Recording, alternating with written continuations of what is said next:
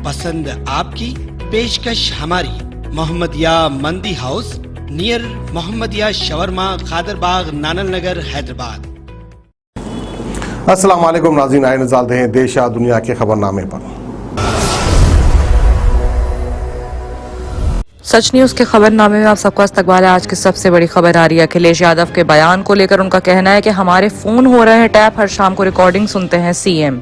अपनी पार्टी के राष्ट्रीय सचिव राजीव राजे और अपनी निजी सचिव चेंद्र जादव समेत करीब नेताओं के ठिकाने पर की गई आयकर विभाग की छापेमारी के अगले दिन अखिलेश यादव ने मुख्यमंत्री योगी आदित्यनाथ पर जोरदार हमला किया। उन्होंने कहा कि अनुपयोगी मुख्यमंत्री करार दिए गए हैं। यूपी में विधानसभा चुनाव यानी कि असेंबली इलेक्शन से पहले बीजेपी के लिए सबसे बड़ी चुनौती के रूप में समाजवादी पार्टी के अध्यक्ष अखिलेश यादव ने आज इल्जाम लगाया कि उनका और उनकी पार्टी के नेताओं का फोन टैप किया जा रहा है। मुख्यमंत्री खुद हर शाम उनकी रिकॉर्डिंग सुनते हैं। अपनी पार्टी के राष्ट्रीय सचिव राजीव राय और अपने निजी सचिव जनेंद्र यादव समेत अखिलेश ने कहा है कि उनकी पार्टी के नेताओं के ठिकाने पर छापेमारी इस बात का संकेत है कि बीजेपी चुनाव हारने वाली है। सपा प्रमुख ने मुख्यमंत्री को प्रधानमंत्री नरेंद्र मोदी द्वारा यूपी योगी उपयोगी कहे जाने को खारिज करते हुए अनुपयोगी करार दिया है। अखिलेश ने कल भी छापेमारी का विरोध करते हुए कहा था कि चुनाव को देखते हुए बीजेपी ने केंद्रीय एजेंसियों की आड़ में छापेमारी करवाई है। उन्होंने कहा था कि अभी तो आयकर विभाग आया है, ईडी और सीबीआई का आना भी बाकी है। वही बात अगर सोशल मीडिया की करें तो जब फसल नहीं उचित दामों में मिली तो किसान ने मंडी में ही पेट्रोल छिड़ककर लहसुन की ढेर में आग लगा दी। इसका वीडियो काफी वायरल हो रहा है। मंडी प्रबंधन ने इस हादसे की जानकारी पुलिस को दी, जिस बार पुलिस ने मामले की जांच शुरू कर दी है। मध्य प्रदेश के मंदसौर की कृषि ओपन मंडी में उस वक्त सनसनी फैल गई जब एक किसान अपनी फसल में पेट्रोल छिड़ककर आग लगा रहा था। बताया जा रहा है कि लहसुन लेकर आया किसान अपनी फसल के दाम मिलने से नाराज था। इसी नाराजगी के चलते उसने फसल में आग लगा दी। मंदसौर कृषि उपज मंडी में इन दिनों लहसुन की बम्पर आवक हो रही है, जिसके चलते दामों में भी गिरावट आई है। कृषि उपन मंडी इस समय लहसुन की फसल 200 से लेकर 500 तक प्रति क्विंटल तक बिक रही है। अधिकतर किसानों ने फसल 1000 से 2000 के क्विंटल के बीच में बिक रही थी। बताया जा रहा है कि नाराज किसान उज्जैन जिले से लहसुन की फसल लेकर आए थे, जिसका खर्चा 5000 आया था, लेकिन किसान की फसल महज 1100 दाम में बिकी, जिससे नाराज होकर किसान ने अपनी फसल में आग लगा दी।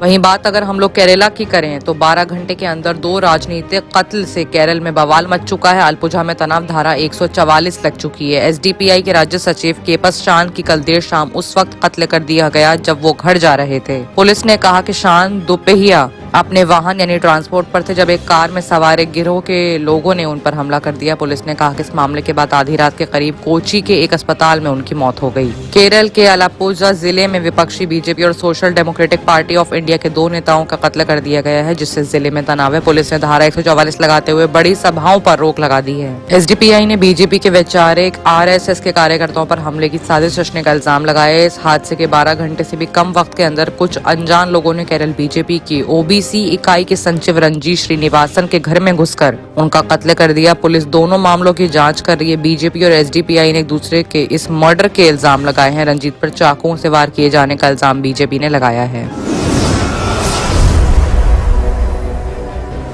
ये बात अगर दिल्ली की सर्दी की करें तो दिल्ली में 4.6 डिग्री टेम्परेचर पहुंच चुका है। उत्तर भारत में कड़ाके की ठंड है। हिमाचल में भी झील जम चुकी है। उत्तर भारत के कई इलाकों में कड़ाके की ठंड पड़ रही है। हिमाचल प्रदेश में सिस्सू झील जम चुकी है। वहीं पर मनाली में अच्छी खासी बर्फबारी हुई है और श्रीनगर में भी उस झील का हिस्सा जम चुका है, जहाँ पर तापमान -6 डिग्री है। राजस्थान में चूरू में भी जबरदस्त ठंड पड़ रही है और तापमान -1 डिग्री तक पहुँच गया है। उसी वजह से दिल्ली में भी आज सुबह से 4.6 डिग्री टेम्परेचर रहा है। वहीं बात अगर कोरोना वायरस और ओमिक्रॉन की करें तो कोविड-19 की तीसरी लहर के साथ हो सकती है इस नए साल की शुरुआत। फरवरी में पीक पर होंगे केस, कोविड पैनल का बयान आ रहा है। National Covid super model committee ने बयान में कहा है कि अगले साल की शुरुआत में ओमिक्रॉन की वजह से कोविड-19 की तीसरी लहर आ सकती है। देश में कोविड-19 के फिलहाल रोजाना 8000 से कम मामले आ रहे हैं। पिछले 24 घंटों में 7081 नए मामले आए हैं, जबकि 2050 लोगों को बरी भी कर दिया गया है और 2065 लोगों की मौत भी हो चुकी है। बीते घंटे में 24 घंटों में 7500 मरीजों ने कोविड-19 को मात भी दी है। इस कमेटी की मशहूर प्रोफेसर विघासन ने कहा है कि ओमिक्रॉन तीसरी लहर लाएगा, लेकिन देश में बड़े पैमाने पर बड़ी इम्यूनिटी की वजह से दूसरी लहर के मुकाबले तीसरी लहर हल्की होगी। साथ ही उन्होंने कहा है कि इस बात की बहुत कम आशंका है कि तीसरी लहर में दूसरी लहर के मुकाबले रोजाना ज्यादा केस आए। ये बात करते हैं इंटरनेशनल खबरों की, जहां पर सबसे बड़ी खबर आ रही है फिलीपींस में, जहां तूफान ने मचाई भयंकर तबाही। कम से कम 76 लोगों की जान चली गई और बचाव का प्रोग्राम अभी भी चल रहा है। बोहल के गवर्नर आर्थर याप ने अपने फेसबुक पेज पे 10 लोगों को गायब बताया है, जिनकी तलाश की जा रही है। तूफान की वजह से सड़क पर मिले मलबों को हटाने के लिए मशीनों को भी भेजा गया है। 75 लोगों की मौत का मामला सामने आ रहा है। भयंकर तबाही हुई है। पानी और खाना पहुंचाने की कोशिशें भी जारी हैं। तूफान राई की वजह से 3 लाख से ज्यादा लोग अपने घरों और समुद्र तट रिसोर्ट्स को छोड़कर दूसरी जगह चले गए हैं। कई इलाकों में संचार और बिजली की सेवाएं भी बंद हो चुकी हैं। बिजली के पोल और कई घरों में छत गिर गए हैं। गाँव में बाढ़ जैसी हालत हो गई है। बोहाल के गवर्नर आर्थर याप ने अपने फेसबुक पेज से बताया है कि अलग अलग शहरों के मेयर ने अपने 50 लोगों की मौत होने की बात कही। ओवरऑल देखा जाए तो ये आंकड़ा 75 तक पहुंच गया है। वहीं 13 लोगों के घायल होने की खबर आ रही है और 10 लोग अभी भी गायब है, जिनकी तलाश की जा रही है। थर्सडे को तूफान की रफ्तार 195 किलोमीटर प्रति घंटे की थी। उन्होंने कहा है कि संचार सेवा पूरी तरीके से ठप है। रेस्क्यू कार्य तेजी से जारी है। ऊंचे जगहों पर पहुंचाया जा रहा है लोगों को। हजारों मिलिट्री और पुलिसकर्मी लोगों के बचाव में जुड़ी हैं। तूफान की वजह सड़क पर गिरे मलबे और पेड़ों को हटाने के लिए मशीनों को भेजा गया है। जो लोग चैरिटी करते हैं या आपातकाल मदद की सुविधाएं उपलब्ध करते हैं, उनसे कोशिशें भी की जा रही हैं। वहीं पाकिस्तान ब्लास्ट में 14 लोगों की मौत का मामला सामने आ रहा है। धमाके के बाद इमारत नाले में ढह गई। कई लोग मलबे में फंसे हैं। रेस्क्यू ऑपरेशन अभी भी जारी है। पाकिस्तान की राजधानी कराची में सैटरडे को लगातार 2 धमाके हुए हैं। इसमें अब तक 14 लोगों की मौत हो गई। कई लोग घायल हैं। मलबे में ढबे लोगों को निकाला जा रहा है। रेस्क्यू ऑपरेशन में लगी टीम के साथ पाकिस्तान रेंजर्स और पुलिसकर्मी मौके पर मौजूद हैं। घायलों का इलाज जिन्ना पोस्ट ग्रेजुएट मेडिकल अस्पताल में किया जा रहा है। रिपोर्ट्स के मुताबिक धमाका कराची के शेरशाह इलाके के पराचा चौक के पास दोपहर 1:30 बजे हुआ है। ब्लास्ट में एक निजी यानी कि प्राइवेट बैंक की बिल्डिंग ढह गई है। इमारत का एक बड़ा हिस्सा नाले में समा गया है। दूसरा ब्लास्ट रेस्क्यू ऑपरेशन के दौरान हुआ है। हालांकि इसकी क्षमता पुराने धमाके जितनी नहीं है। धमाकों में बिल्डिंग के पास खड़े ट्रांसपोर्ट बुरी तरह से तबाह हो चुके हैं। जेसीबी की मदद से रेस्क्यू ऑपरेशन चलाया जा रहा है।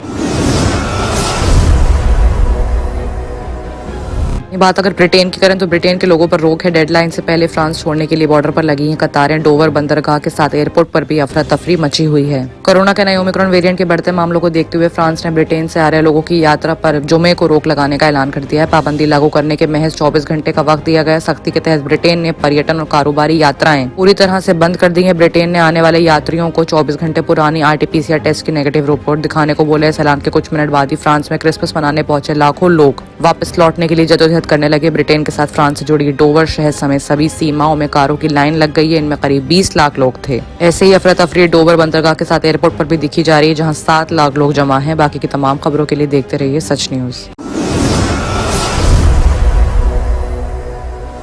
Dr. Farhana's Polyclinic Diagnostic Maternity and Scanning Center by Dr. Farhana Al Jabri कई किस्म के मुख्तलिफ स्कैन्स रीजनेबल और अफोर्डेबल रेट्स में पुराने शहर की खवातीन को सहूलत पहुँचाने के खुसूसी मकसद से ये स्कैनिंग सेंटर खोला गया है। कई मुख्तलिफ मर्ज व अमराज का इलाज डॉक्टर फरहाना पोलीक्लिनिक पर किया जाता है। डॉक्टर फरहाना अल जाबरी और दूसरे एक्सपर्ट्स की निगरानी में खुसूसी लेडीज़ और बच्चों का इलाज किया जाता है। एड्रेस याकुतपुरा, बड़ा बाजार, जफर रोड, हैदराबाद। स्क्रीन पर दिए गए नंबर्स